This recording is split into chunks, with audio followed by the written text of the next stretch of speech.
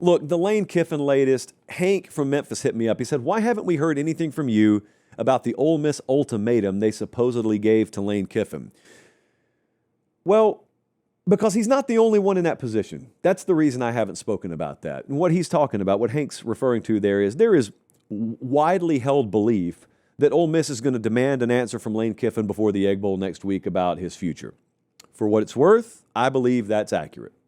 Now, whether or not Keith Carter has kicked Lane's door open in the middle of the afternoon and said, you got 48 hours, or he's slapped a piece of paper down on his desk that says ultimatum at the top, is a matter of semantics. The general principle here is, yes, I believe Ole Miss will push hard to know, just as I would if I were them, what Lane's intentions are before they get caught with their pants down, and then they're scrambling. Call that whatever you want. The reason I haven't talked about it on the show is because it's not just a Lane Kiffin thing. It's just the widest hot spotlight is on Lane. But if you're going to talk about the idea that there's a coaching search surrounding a guy whose team could be headed to the playoffs, I'm going to counter with this.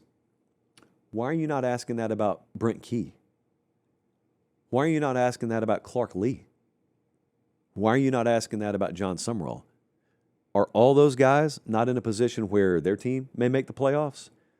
Are all of those guys not in a position where their name's being thrown around for open jobs? Are all of those guys not potentially in a spot where they may need to make a decision shortly after the finish of the regular season? By my estimation, they all are. So it's not just a Lane thing. People have just chosen to talk about it with Lane Kiffin. But if I were to do the segment on Lane, I'd have to do one on the other three there. I will say this. Again, I do expect that to be the case.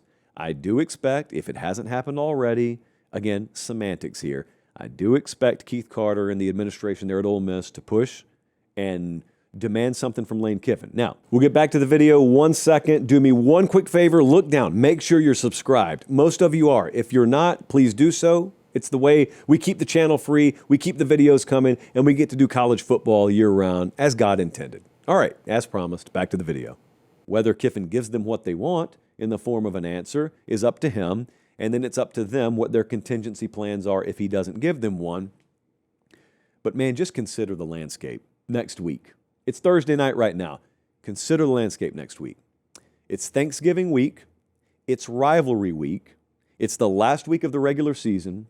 So you'll have what you're normally focused on, which is your family and travel and playing your rival 1 or 2 days after Thanksgiving. That week's always a mess for college football fans. That week's always a conflict of focus.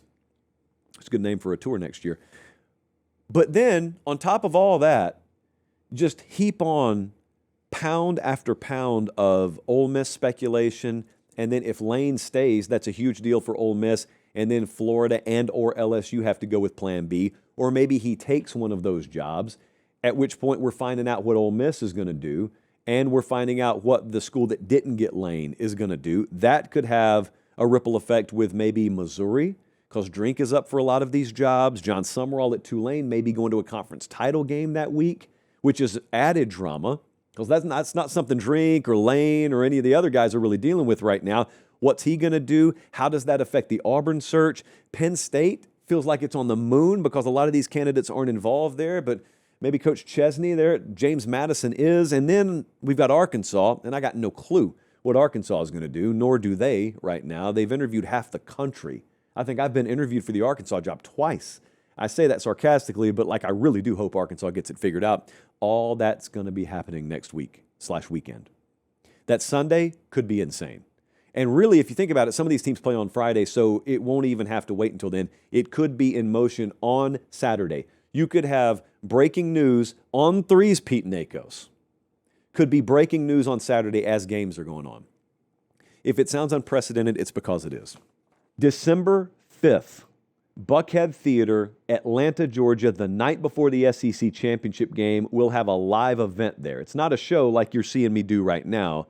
I want to make sure to note that. It's a full-on live event. I'll be on stage. Some friends of the program who I haven't announced yet will be on stage. It'll be really fun. We'll have exclusive merch there that you can only get at the event. We'll have a lot of back and forth with the audience. It will not be broadcast anywhere.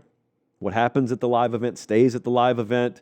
We'll take a blood oath at the door, I'm told. It'll be safe. It'll be clean. Just a little quick finger prick. And no, that's not happening. At least I don't know that that's happening.